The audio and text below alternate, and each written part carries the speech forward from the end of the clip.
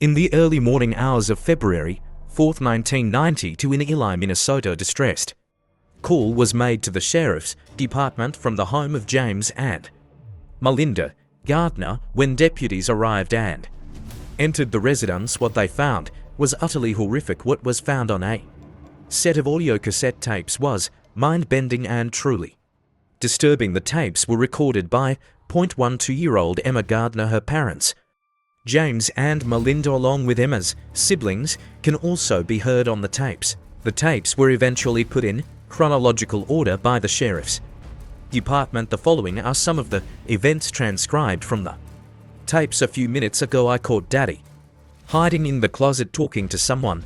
I heard him saying, "Why do I have to?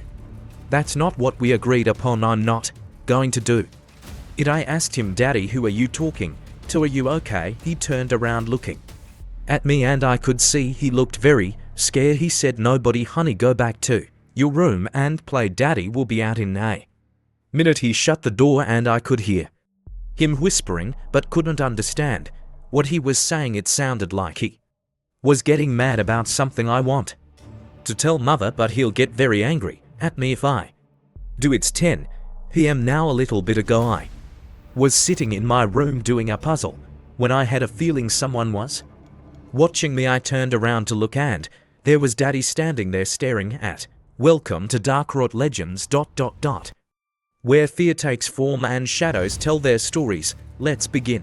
Me, I said, "Hi Daddy," but he said nothing, just looked at me. "Are you okay, Daddy?" I asked, but again he said nothing. He stood there for a few more minutes, then turned around and left. As he left my room I thought I saw something on his back. I only saw it for a second, but it was something dark. I ran and shut the door to my room and jumped into bed. Something strange is happening. It's been days since I recorded anything on here. I think Mother now suspects something is wrong with Daddy. I can see the way she looks at him, and each day he continues acting stranger and stranger. He looks scared and is always looking over his shoulder like something is behind him. I want to say something to Mother about what I saw, but I don't know if she believe me. What are you saying into that thing about me? Nothing, Daddy, I promise you.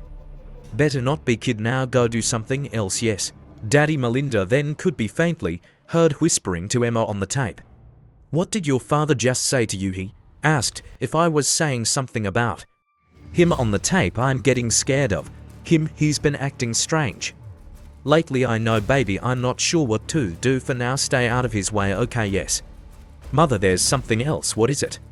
"Tell me." "It's nothing, I guess." "Are you sure, baby? You can tell me."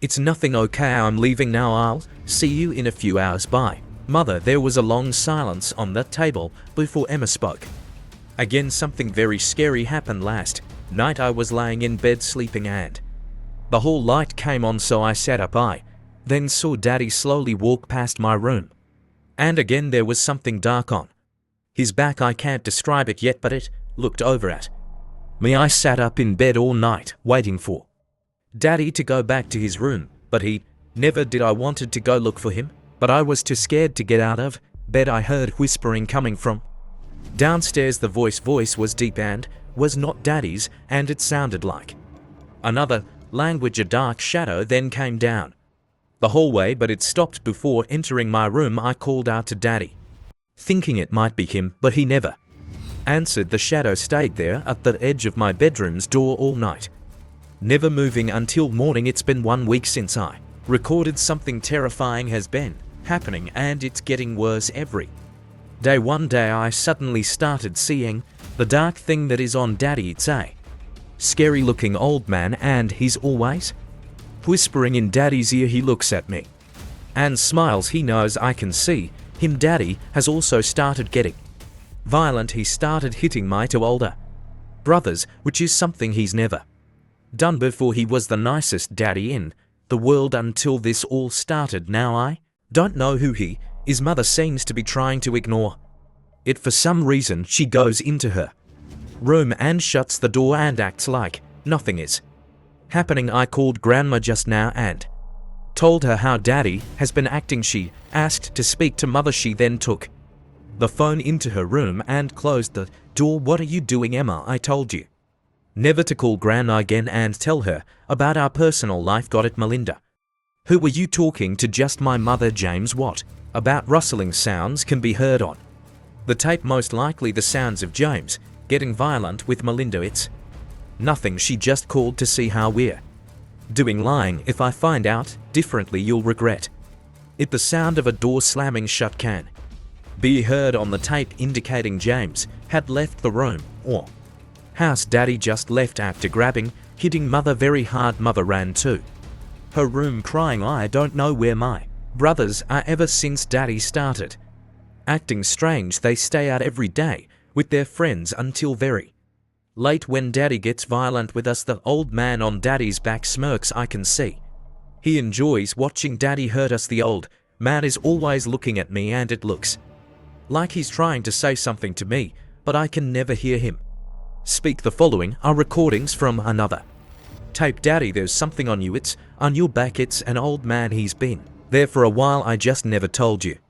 What crazy talk is that, girl? Old man on my back. Shut up and get out of my sight. Some loud noises and the sound of running can be heard on the tape. I'm hiding in my closet now. Daddy went into a rage and started throwing things, so I ran out of the room. He's more scary now than ever. On one of the tapes, Emma was recorded having a conversation with an unrecognizable voice. According to Melinda's parents, the conversation would come in and out, so law enforcement was only able to hear and decide for bits and pieces. The following are what they were able to transcribe. Emma's voice. Yes, it's being done. Unrecognizable voice. It must not stop. Continue what you agreed upon. If it stops, you and others will suffer. Emma's voice. Yes, understood. Unrecognizable voice. It's almost complete. Emma's voice. I know, old one, we're so close. The following was what was on the final tape. Law enforcement listened to